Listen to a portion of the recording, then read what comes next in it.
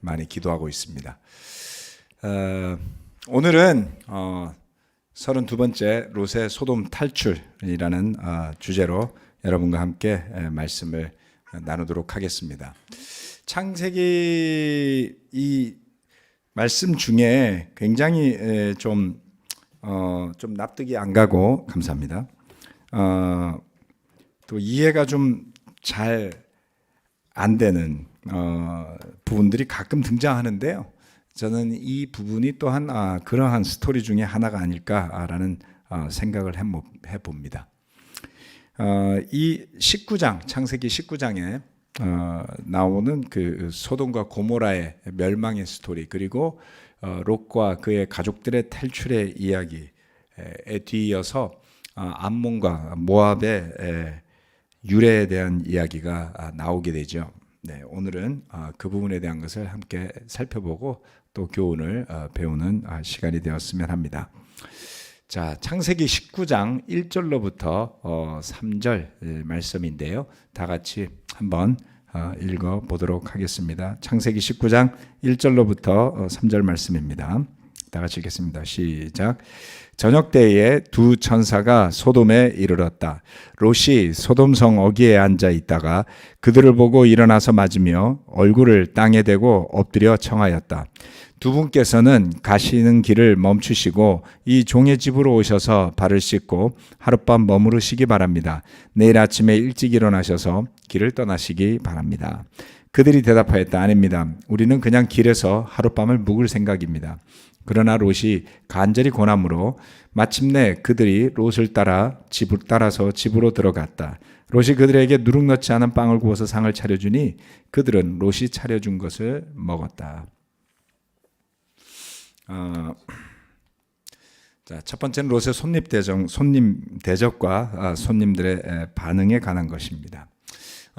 지난 시간에 그 18장에서 아브라함이 어떻게 그 손님들을 대접했는지에 대한 것들을 좀 설명을 드렸죠. 그리고 그러한 그 문화적 배경에 대한 것도 간략하게 소개를 해드렸었습니다. 이제 19장에 와서는 롯도 이처럼 그 마을을 찾아오는 손님을 맞이하는 그런 광경인데요. 이 1절로부터 3절 말씀 잘 읽어보면 롯 또한 천사들을 반갑게 맞아들입니다. 그리고 쉴곳과 음식을 제공하지요. 다만 특징적인 것 중에 하나는 롯이 그들에게 머무르기 바랍니다. 쉬십시오. 이렇게 이야기했을 때 그들은 아닙니다. 우리는 그냥 길에서 하룻밤을 묵을 생각입니다. 라고 거절을 합니다. 거절을 하고 나서 롯이 한 번 더 간절하게 권했을 때 그들은 롯을 따라서 집에 들어갔고요. 그리고 롯이 차려준 음식을 먹었던 것이죠. 이 부분을 창세기 18장 5절에 나왔던 아브라함의 케이스와 잠시 좀 비교를 해보면 약간의 차이가 있음을 발견하게 됩니다. 아브라함은 이렇게 이야기를 했죠. 손님들께서 잡수실 것을 제가 조금 가져오겠습니다. 이렇게 이 종에게로 오셨으니 좀 잡수시고 기분이 상쾌해진 다음에 길을 떠나기 바랍니다. 그들이 대답하였다. 좋습니다. 정 그렇게 하라고 하시면 사양하지 않겠습니다. 아브라함이 그 손님들을 맞이했을 땐 그들이 바로 좋습니다라고 대답하죠. 그리고 그렇게 하라고 하시면 사양하지 않겠습니다 라고 했던 것에 반해서 롯이 그들을 맞이했을 때 그들은 사양합니다. 아닙니다. 우리는 그냥 길에서 하룻밤을 묵을 생각입니다. 거절을 했어요. 차이가 좀 있죠. 반응 자체가.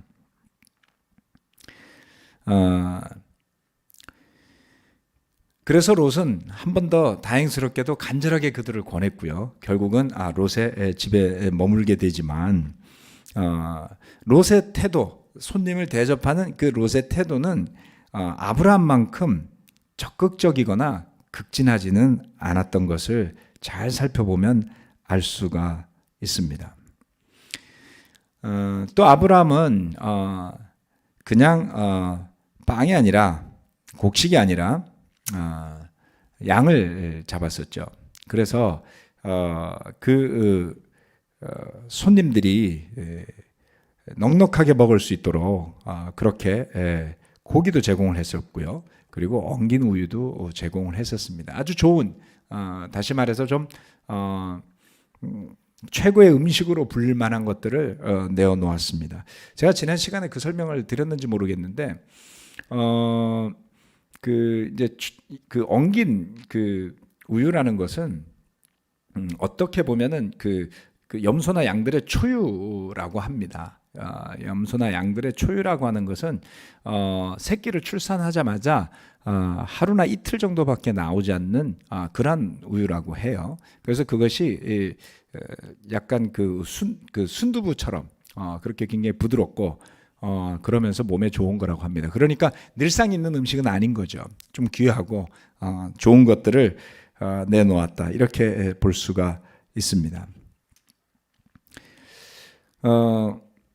아브라함과 롯에 대한 이야기가 이 19장에서 이제 롯에 대한 이야기가 이제 마무리되게 됩니다만은 창세기 12장으로부터 여기까지 19장까지 오는 동안에 아브라함의 스토리와 롯의 이야기가 여러 번 교차하는 것을 볼 수가 있죠.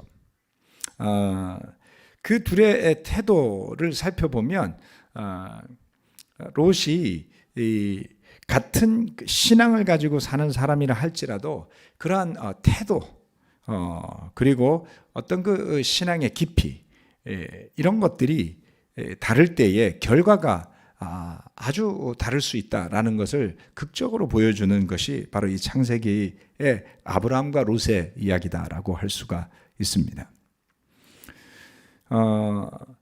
아브라함은 먼저 양보하고 또 좋은 것으로서 손님을 대접하고요.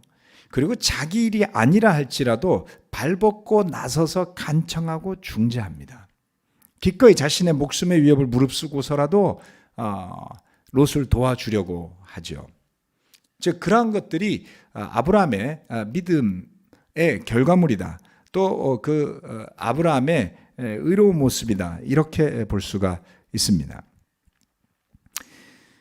이 창세기 19장에는 그와는 좀 대조적으로 어떤 그 믿음이라는 것이 하나의 스펙트럼을 형성하는 것을 보여준다라고 저는 생각합니다.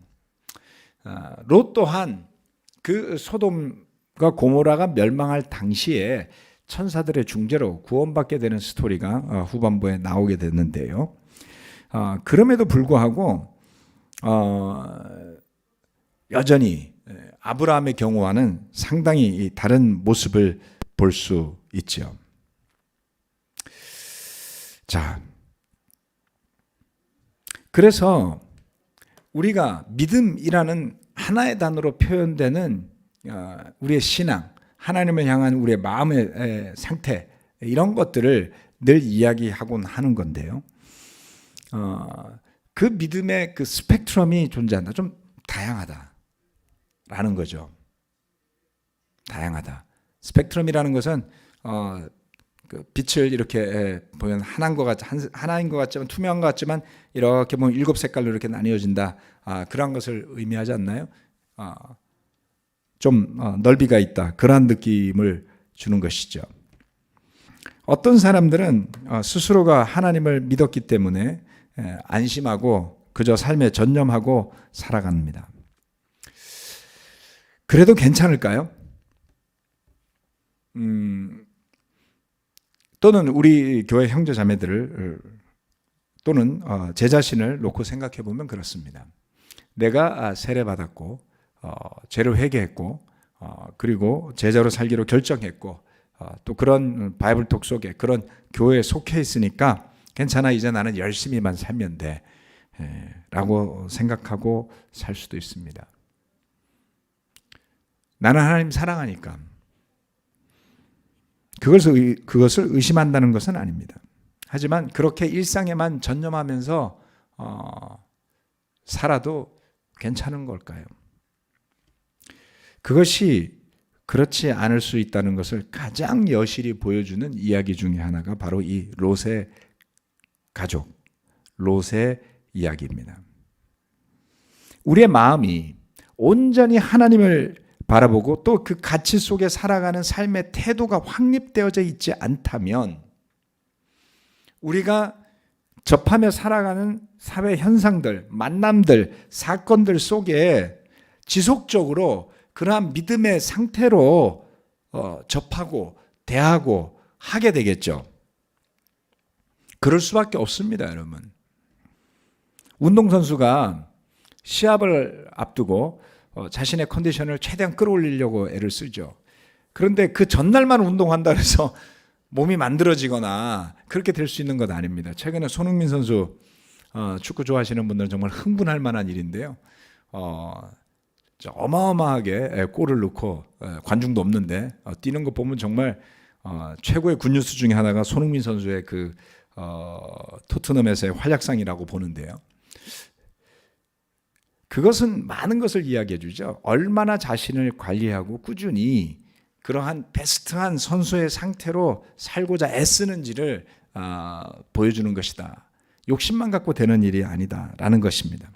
그렇기 때문에 그러한 그 시합에서 어떤 그 퍼포먼스들이 나오는 것에 사람들이 열광하는 것이죠. 뭐 축구를 예로 들었습니다만은 우리의 영성을 바라본다면은 어떤 것일까라는 것입니다. 굳건한 믿음이 세워지고 그 굳건한 믿음이 늘상 더 좋은 영적인 가치와 보다 더 의로운 선택으로 가려는 그러한 마음과 믿음의 자세가 없다면 지키거나 머물거나 더 나아가서는 퇴보하는 신앙이 되기 쉽지 않을까라는 것입니다. 이러한 삶의 태도가 굳건하게 잡혀져 있지 않으면 예수님이 예로 든 것 중에는 반석 위에 지은 집과 그리고 모래 위에 지은 집을 비유하셨었죠. 기초가 튼튼하지 않은 집. 그 집이라는 것은 결국 우리의 삶을 이야기하기도 하고 또 집이 지어졌다라는 것은 이미 어떤 믿음의 형태를 갖고 있는 사람이다 이렇게 볼 수가 있습니다. 아예 믿지도 않는 사람에 대한 이야기가 아닐 수 있어요. 그런데 어려움이 닥쳤을 때에 무너지는 집은 그 무너짐이 심할 것이다 라고 했습니다. 또 어떤 성경 말씀은 구원을 얻되 불 속에서 얻는 것 같으리라는 말씀도 있습니다. 우리 중에 그와 같은 구원을 희망하는 사람이 있을까요? 네. 자, 이러한 부분들을 생각하시면서 다음 구절들로 나아가 봅시다. 두 번째, 타락한 소돔 사람들과 롯의 대화입니다. 이제 천사들을 그 롯이 극진히 집으로 맞아들여서 대접을 하고 있는데 우리가 대부분의 우리 형제자매들이 아는 스토리입니다. 자, 소돔성 각 마을에서 젊은이 노인 할 것 없이 남자들이 몰려와서 집을 둘러싸고 난리를 치기 시작합니다. 롯이 이야기하죠. 그들이 롯에게 이야기합니다. 5절. 오늘 밤에 당신의 집에 온 그 남자들이 어디에 있어? 그들을 우리에게로 데리고 나오시오. 우리가 그 남자들과 상관 좀 해야 하겠소. 이것은 소돔과 고모라에 횡행하던 동성애를 표현하는 것이다 라고 봅니다. 19장 6절. 롯은 그 남자들을 만나려고 바깥으로 나가서는 뒤로 문을 걸어 잠그고 그들을 타일렀다. 여보게들 제발 이러지 말게. 이건 악한 짓일세. 이것 보게 나에게 남자를 알지 못하는 두 딸이 있네. 그 아이들을 자네들에게 줄 터이니 그 아이들을 자네들 좋을 대로 하게. 그러나 이 남자들은 나의 집에 보호받으러 온 손님들이니까 그들에게는 아무 일도 저지르지 말게. 나중에 보면 이 딸들은 약혼녀가 있는 상태였어요. 그러니까 오늘날 우리가 가지고 있는 일반적인 상식, 건전한 상식 또는 1세기 교회 제자들의 삶의 상식에 비추어서 소돔과 고모라의 문화에 젖어 있었어. 그런지 아니면 그것이 그 당시에 관습이었을지 그럴 리는 없겠죠. 그러한 관습을 가진 나라가 어디 있겠습니까? 도대체 롯은 어떤 정신으로 살고 있었던 걸까요? 소돔과 고모라의 문화에 이제 물이 들 대로 들어서 본인은 그러한 일에 적극적으로 가담하지는 않았지만 베스트하게 방어한다는 것이 장성한 딸들을 그와 같은 폭도들의 손에 넘겨주겠다라는 제안을 한다는 것이 여러분 이해가 됩니까? 어느 시대를 막론하고 이러한 일은 성경의 어느 시대에도 정당화할 수 없는 행동들입니다. 두려움 때문에 손님들을 지키고자 하는 그냥 절박한 심정의 외침이었다. 이렇게 변명할 수 있을까요? 아무리 어떤 생각으로 설명을 한다 할지라도 이 창세기 19장에 나오는 롯의 태도, 반응들, 그의 가족들의 리액션들을 보게 되면 아주 비극적입니다. 타락한 소돔 사람들은 그렇다 할지라도 그 소돔 땅에 뿌리를 내리고 살아가던 그것은 롯의 스스로의 선택이었죠. 비옥한 땅을 원했고 삼촌 아브라함을 떠나서 이제 자신이 원하는 자신이 좀 더 번성할 것 같은 선택을 했고 그리고 그는 그 소알 지역으로 내려갔다가 점점 더 소돔으로 옮겨가게 되고 그곳에서 한번 난리를 치르지만 다시금 거기에 정착해서 살아갑니다. 우리들의 모습에서 생각해 보아야 할 것이 저도 있다고 생각합니다. 우리가 살 곳을 정할 때 또는 우리가 어떤 직장을 선택할 때 우리가 살려고 하는 직업을 선택할 때 무엇을 가지고 어떤 마음으로 어떠한 동기로 어떠한 믿음으로 정하는지 생각해 볼 필요가 있습니다. 무엇 때문에 여러분은 지금 여러분이 사는 동네에 살고 계십니까?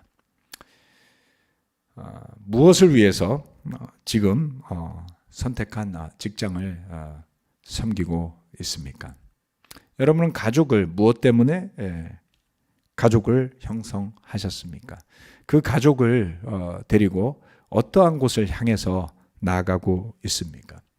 말과 생각과 행동과 결과물로 봤을 때 여러분의 가정은 또는 여러분의 삶은 어디를 향해 가고 있습니까? 이러한 것들은 결코 간과하거나 흘려도 될 만한 그러한 내용들이 될 수는 없습니다. 세 번째, 롯과 가족들의 탈출의 이야기입니다. 12절에서부터 14절 말씀은 이렇게 이야기합니다. 그 두 사람이 롯에게 말하였다. 식구들이 여기에 더 있습니까? 사위들이나 아들들이나 딸들이나 딸린 가족들이 이 성 안에 더 있습니까? 그들을 다 성 바깥으로 데리고 나가십시오. 우리는 지금 이곳을 멸하려고 합니다. 이 성 안에 있는 사람들을 규탄하는 크나큰 울부짖음이 주님 앞에 이르렀으므로 주님께서 소돔을 멸하시려고 우리를 보내셨습니다. 롯이 나가서 자기 딸들과 약혼한 사익감들에게 이 사실을 알렸다. 롯이 그들에게 말하였다. 서두르게 이 성을 빠져나가야 하네. 주님께서 이 성을 곧 멸하실 걸세. 그러나 그의 사위들은 그가 농담을 한다고 생각하였다.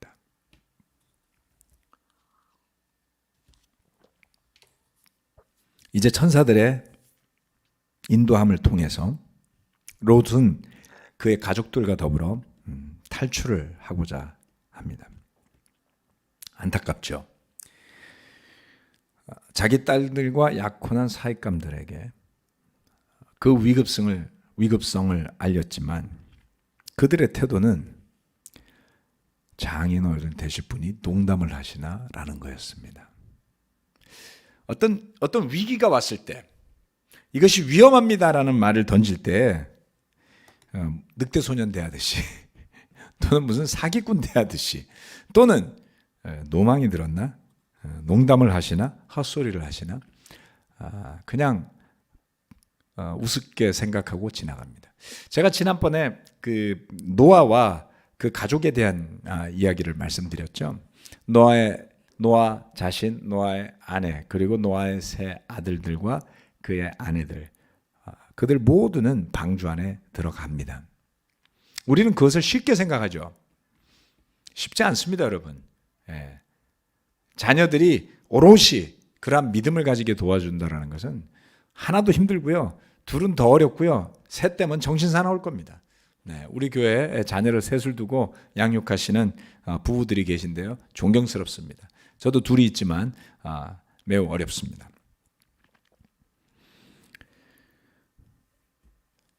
노아는 온 가족을 데리고 방주를 만들었고, 그리고 비가 오던 날 방주 안으로 들어갑니다. 함께 구원을 받았죠. 롯의 경우는 매우 아쉽습니다. 그의 두 사윗감들은 구원의 기회를 발로 차버리게 됩니다. 롯 자신은 그 천사들의 말을 믿었습니다. 그러나 자신의 가족들이 그 말을 적극적으로 믿고 따르고 순종하고 한마음이 되도록 하기에는 이르지 못했던 것이었죠.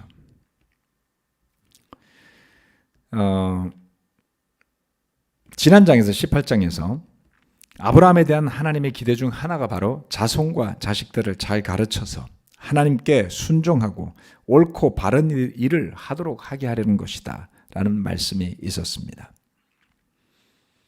롯의 삶의 결과물은 자녀들 또는 그들과 결혼을 하고자 하는 사위들에게 하나님을 전하거나 가르친 것이 무엇인지를 궁금하게 하는 모습입니다. 동틀 무렵에 천사들이 롯을 재촉합니다. 15절로부터 19절 말씀. 서두르시오. 여기에 있는 부인과 두 딸을 데리고 여기를 떠나시오. 꾸물거리고 있다가는 이 성이 벌을 받을 때 함께 죽고 말 것이요. 그런데도 롯이 꾸물거리자 그 두 사람은 롯과 그의 아내와 두 딸의 손을 잡아 끌어서 성 바깥으로 안전하게 대피시켰다. 주님께서 롯의 가족에게 자비를 베푸신 것이다. 여러분, 이 대목에서 정말 주님이 자비를 베푸신 것을 느끼시나요? 어떻게 꾸물거리죠? 비가 내릴 때 노아와 그의 가족들은 지체하지 않고 방주에 오릅니다. 거기에는 천사가 없었어요. 120년 동안 어떤 일이 있었는지 모르지만 화창하고 멀쩡한 날씨 속에서 배를 만들었죠.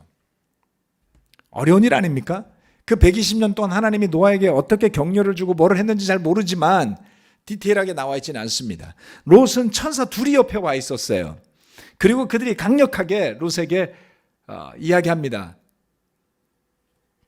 나가야 됩니다. 당신들을 구원하기 위해서 우리가 여기 왔습니다. 그런데 꾸물거리죠. 누가요? 롯이요.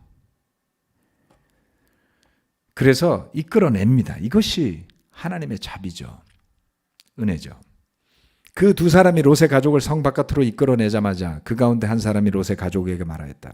어서 피하여 목숨을 건지시오. 뒤를 돌아보거나 들에 머물거나 하지 말고 저 산으로 도피하시오. 그렇게 하지 않으면 죽고 말 것이오. 이때 롯이 그들에게 말하였다. 다른 길을 말씀해 주시기 바랍니다. 두 분께서는 이 종을 좋게 보시고 저에게 크나큰 은혜를 베푸셔서 제 목숨을 구해 주셨습니다. 그러나 제가 저 산까지 도피해 가다가는 이 재난을 피하지 못하고 죽게 될까 두렵습니다. 자, 롯의 태도를 보면요, 굉장히 소극적이에요. 이 장면들에서. 그러면 우리가 이렇게 생각할 수도 있잖아요. 롯이 성격적으로 좀 꾸물거리고 느리고 소극적인 성격 때문에 그런 것 아닐까? 그런데 여러분, 이것은 롯의 성격의 문제가 아닙니다. 여러분. 롯을 잘 살펴보면 아브라함이 땅을 선택하라고 할 때에 그는 전혀 꾸물거리지도 않았고 양보하거나 머뭇거리지 않습니다. 곧바로 풍요롭고 물이 넉넉한 그 들판을 선택했어요.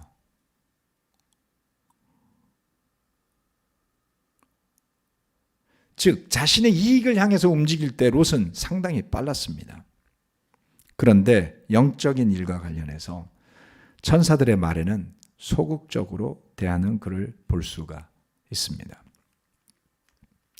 결국 롯의 아내는 우리가 아는 이야기는 마지막 이야기들입니다. 롯의 아내는 끝내 그 탈출 과정에 뒤를 돌아보고 말았고요. 불순종으로 인해서 소금 기둥이 되어버리고 맙니다. 그리고 난 뒤에 이 19절 이후 20절부터 마지막까지는 소돔과 고모라에서 벗어나 생명을 구한 롯과 그의 두 딸의 이야기가 나오는데요. 그 이야기도 납득이 가지 않는 부분이 있습니다. 우선 첫 번째, 여러분들 생각해 보시기 바랍니다. 롯이 그렇게 소돔과 고모라가 멸망당했다면 여러분과 저라면은 어디를 먼저 찾아가려고 했을까요? 자신을 지난번 전쟁 때문에 모든 것을 빼앗겼을 때 구원해줬던 아브라함이 있었잖아요. 그리고 그 아브라함이 사는 헤브론은 그다지 먼 곳이 아닙니다. 저의 궁금함은 이런 거예요. 롯은 왜 큰아버지인 아브라함에게 가지 않았을까? 그를 구해줬는데 말이죠. 그를 이 땅까지 함께 인도해왔고 늘 굳건한 믿음 속에 섰고 그리고 천사들에게 간청해서 그의 가족들이 구원받을 수 있도록 애썼는데 말이죠. 그는 아브라함에게 돌아가지 않는 것. 궁금한 것 중에 하나입니다. 두 번째, 그는 아주 불안해하죠. 그래서 결국 천사들에게 간청해서 산으로 가지 않고 조그만 성으로 갔다가 다시 도망을 가게 됩니다. 그리고 은둔해서 살게 되죠. 마치 공황장애에 걸린 사람처럼 그는 다른 사람들을 접촉하지 않고 딸 둘과 더불어서 소외된 공간 속에서 살아가게 됩니다. 그 결과는 저와 여러분이 아시다시피 안타까운 일이죠. 그의 딸들이 술을 먹여서 아버지와 동침을 했고 그렇게 해서 아들을 하나씩 낳았습니다. 그들이 모압이요 암몬입니다. 그리고 그들이 모압과 암몬 그 부족의 조상이 되었죠.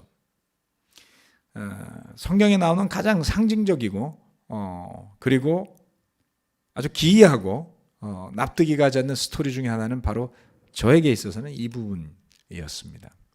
여러 책들을 살펴보고 오랜 시간 말씀을 보고 묵상하고 하면서 어떤 교훈을 좀 얻을 수 있을까라는 생각을 했을 때 저는 다음에 두 가지를 살펴보게 되었습니다. 첫 번째, 고린도전서 3장 13절로부터 15절까지의 말씀입니다. 그에 따라 각 사람의 업적이 드러날 것입니다. 그 날이 그것을 환히 보여줄 것입니다. 그것은 불에 드러날 것이기 때문입니다. 불이 각 사람의 업적이 어떤 것인가를 검증하여 줄 것입니다. 어떤 사람이 만든 작품이 그대로 남으면 그는 상을 받을 것이요. 어떤 사람의 작품이 타버리면 그는 손해를 볼 것입니다. 그러나 그 사람은 구원을 받을 것이지만 불속을 헤치고 나온 듯 할 것입니다. 불속을 헤치고 나와서 구원을 받는데 영광스럽게 살아남았던 다니엘과 그의 친구들의 이야기가 있죠. 그것은 부끄러운 구원이 아니었어요. 그런데 이 불속을 살아나온, 그래서 구원은 받았지만 아주 부끄럽고 그게 도대체 뭘까라는 생각을 들게끔 하는 구원이라고 볼 수 있는 것이 바로 이 소돔과 고모라가 불탈 때 그곳을 탈출해 나왔던 롯과 그의 가족의 이야기로 한번 대입해 보면 어떨까 싶습니다. 이 말씀은 구원에 대해서 천국만 가면 되는 거 아니야? 아니, 천국에도 그러면 부끄러운 자리가 있고 좋은 자리가 있으면 그게 천국이야? 이렇게 생각하게 만들잖아요. 그렇죠? 즉 우리가 희망하는, 내지는 우리가 그리는, 우리가 상상하는 천국, 다 잘할 수 없습니다. 성경에는 천국에 대한 묘사가 아주 풍성하고 디테일하지 않기 때문에 아버지의 집, 우리가 그 정도로 알고 있죠.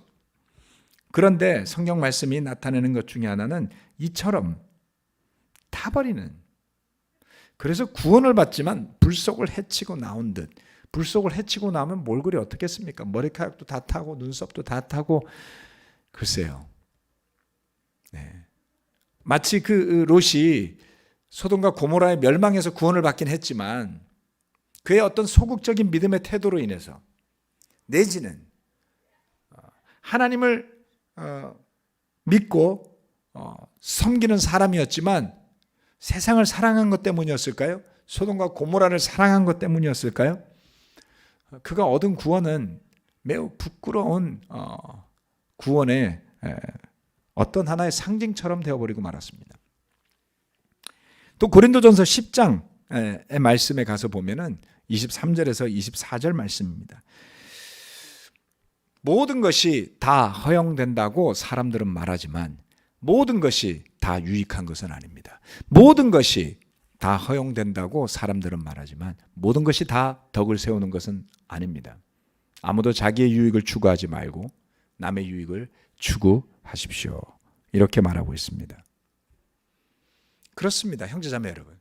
우리가 죄를 짓는 일이 아니라면 뭐든지 괜찮아요. 이렇게 말할 수 있어요. 하지만 정말 뭐든지 괜찮을까요? 모든 것이 다 허용이 된다. 그렇습니다. 그래서 우리는 다양한 선택을 하고 살아가죠.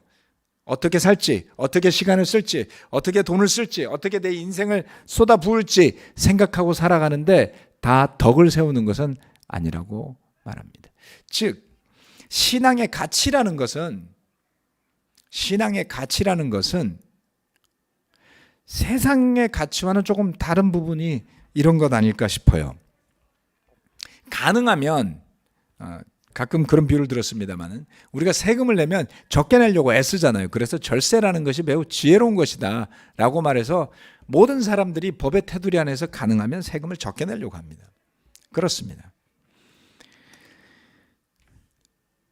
그런데 믿음에 관해서 생각하자면, 하나님에 대해서 생각하자면, 우리가 그리스도인으로 살아가는 삶에 대해서 생각하자면 가능한 한 적게 하는 것이 좋은 것일까요?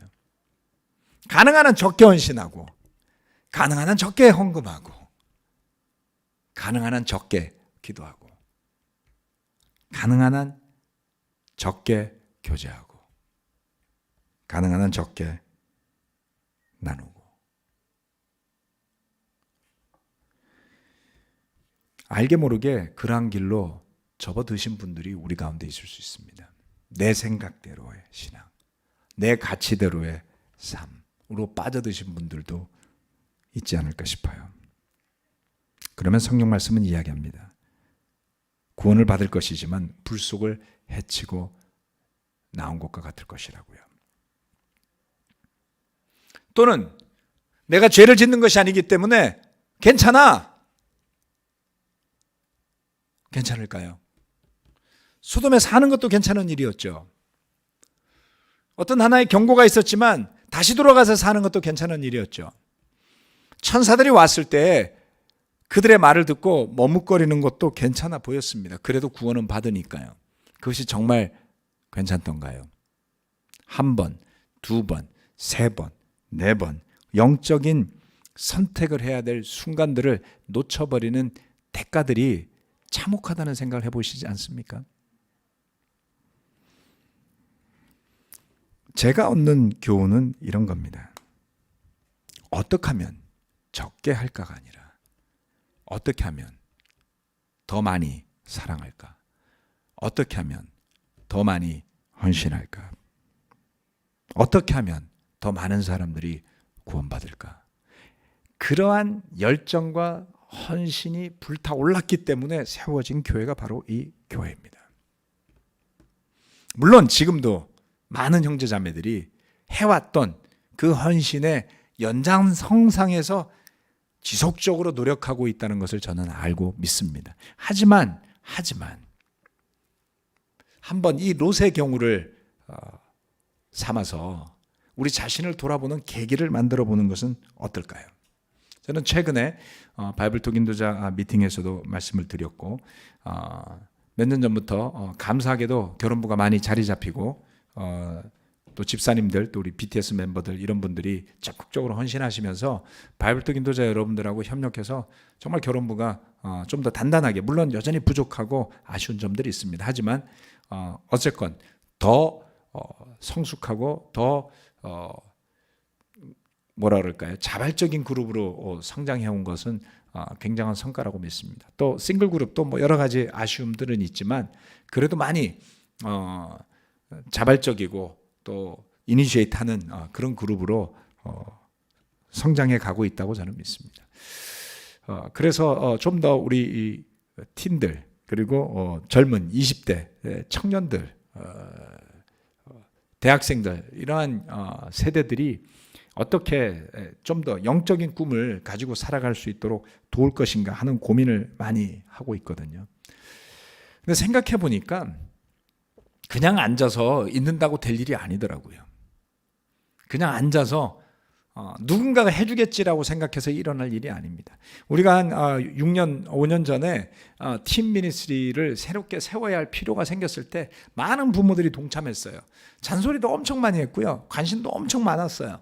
그래서 뭐 이렇게 해라 저렇게 해라 골치 아파 보였긴 하지만 아무튼 그런 적극적인 개입, 적극적인 헌신, 우리 또 티노크 하시는 분들의 희생, 헌신, 뭐 김민수 전도사님 부부의 하여튼 죽으라고 열심히 했어요. 그러한 것을 통해서 틴 예배도 만들어지고 많은 활동들도 만들어지게 되고 그러면서 좀 더 자리 잡혀가는 모습을 봤거든요. 캠퍼스 미니스트리, 젊은 청년들의 그룹 이란 것은 생겨나기가 매우 어렵습니다. 누군가가 해주겠지라고 저는 생각하고 좀 기다렸거든요. 근데 잘 그렇게 안 되더라고요. 그럼 제가 할 수 있을까요? 아니요. 잘 모르겠어요. 저도 이제 나이가 좀 있고 그래서 그런지 저도 50대 사람들하고 어울리는 게 훨씬 재미있고 편하고 좋습니다. 페이스도 맞고. 하지만 좀 누군가가 또는 우리가 함께 관심을 기울여서 우리의 자녀 세대들이 세례받는 것도 놀랍지만 그의 친구들이 세례받고 제자가 되는, 그래서 우리 자녀들 또한 제자 삼는 일이 정말 가능하구나라는 믿음, 그 세대가 구원받을 수 있다라는 믿음으로 세워지지 않으면 분명히 이 교회는 5년 6년 뒤에 훨씬 더 늙은 교회가 될 겁니다. 성숙한 교회도 좋습니다만은 제가 늙은 교회라고 표현하는 것은 뭐냐면 더 이상 젊은 사람들이 세례받지 못하는 교회를 의미하는 거예요. 왜요? 더 하려고 하지 않기 때문이죠. 보다 더 나은 것, 보다 더 헌신하는 것, 보다 더 구하는 것, 가서 부딪히는 일을 하려고 하지 않으면 그런 일은 생기지 않습니다. 지금 전주 미션 예배도 곧 17, 18 다음 주인가요? 계획하고 있습니다만은 몇 년 동안 헌신하는 분들, 몇 년 동안 머리를 모아서 기도하면서 고민하는 분들이 느끼는 것은 어렵다는 겁니다. 부딪혀 봤으니까요. 아멘. 어렵습니다. 헌신이 필요합니다. 그렇죠. 마치 이 서울 그리스도의 교회가 세워질 때 미션팀 멤버로 왔던 사람들의 헌신, 희생의 바탕 위에 교회가 세워졌듯이 그와 같은 것이 아니고서는 교회란 세워지지 않는구나라는 것을 처절하게 느끼는 것이죠. 그래서 보다 더 덕을 세우는 일, 보다 더 유익한 일, 보다 더 영적인 것을 위해서 달려가는 우리 형제 자매들이 되기를 바랍니다. 하나님의 나라는 세상과 다른 곳입니다. 그래서 우리가 세상에서 가진 태도로 자기 이익만을 추구하는 그러한 교회, 제자, 가정이 아니라 보다 더 큰 하나님의 뜻과 하나님 나라의 덕, 교회의 덕, 가정의 덕을 세우기 위해 헌신하고 함께 나아가는 형제 자매들이 되시길 바랍니다. 롯과 그의 가족을 통해서 배우는 몇 가지 교훈에 대해서 나누어 보았습니다. 기도하고 마치도록 하겠습니다.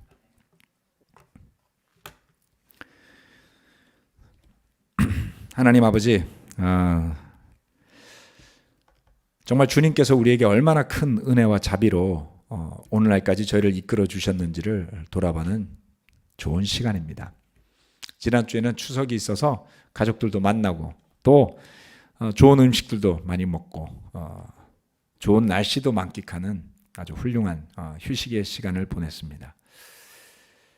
세상은 여전히 시끄럽고 어지럽지만 주님께서 이러한 때를 통해서 우리에게 어떤 메시지를 주고 계시고 또한 어떤 사명을 가지고 가기를 원하시는지를 끊임없이 되물어 봅니다. 주님, 우리는 어떻게 살아야겠습니까? 어떠한 교회가 되어야겠습니까? 올해 표처럼 우리는 더 연결되는 교회로 거듭나기 위해 노력하고 고민하는 가운데 있습니다. 그런 것을 하기 위해서 서로가 시간을 보내기도 하고 기도를 하기도 하고 바이블 톡별로 매달 한 번씩 예배를 드려보기도 하고 또 다른 교회들과 연합해서 인터넷으로 예배를 드려보기도 하고 뭐 이렇게 다양한 노력들을 하는 가운데 있습니다. 우리는 더 연결된 교회로 세워져 가고 있는지요? 우리는 더 연결된 가정으로 제자로 세워져 가고 있는지요? 롯과 그의 가족들의 이야기를 살펴보면 정말 비극적이고 그 구원이 물론 참 하나님의 자비와 은혜로 롯과 그의 두 딸이 살아남기는 했지만 주님, 정말 우리가 그와 같은 길을 따라가고 싶지는 않습니다. 하나님, 우리가 믿음에 관한 최고의 것을 원하는 마음으로 세상과는 다르게 가장 희생하는 자신의 목숨을 내어놓는 그리스도의 십자가의 모형이 그 모델이 우리에게 있습니다. 그렇기에 우리가 희생하는 것에 관한 늘 두렵고 또 주저하게 되고 고민하게 하지만 주님께서 원하신다면 기꺼이 보다 더 유익한 것을 위해 보다 더 덕을 세우는 일을 위해 나아갈 줄 아는 그러한 영적인 훈련들, 영적인 마음의 자세들, 마음의 가짐들, 믿음의 단계에 이를 수 있도록 오늘 이 설교를 듣는 한 명 한 명 형제 자매들 또 그 가정 개개인의 삶 위에 주님께서 축복하여 주시길 간절히 기도드립니다. 시작하면서 기도드렸다시피 우리 가운데 병으로 고통받는 형제 자매들 가족들이 있습니다. 얼마나 외롭고 답답하고 세상이 나를 몰라주는 것 같고 두려운 마음이 심지어는 들기까지 할까요? 주님, 기도하는 마음으로 그들과 함께하기 원하고 우리가 잊지 않고 있고 하나님께서 기억하고 계심을 분명히 알 수 있도록 도와주시길 간절히 바랍니다. 또 세례받을 준비를 하고 있는 분들도 있습니다. 유신 씨, 또 우리 팀에서도 그렇습니다.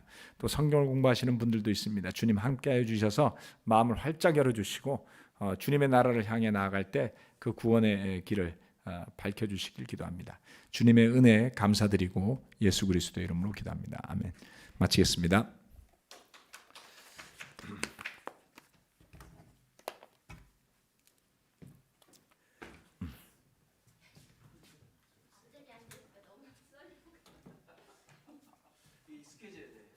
앞자리 앉으니까 어떻다고? 앞에 앉으니까 뻘쭘하다. 뻘쭘해?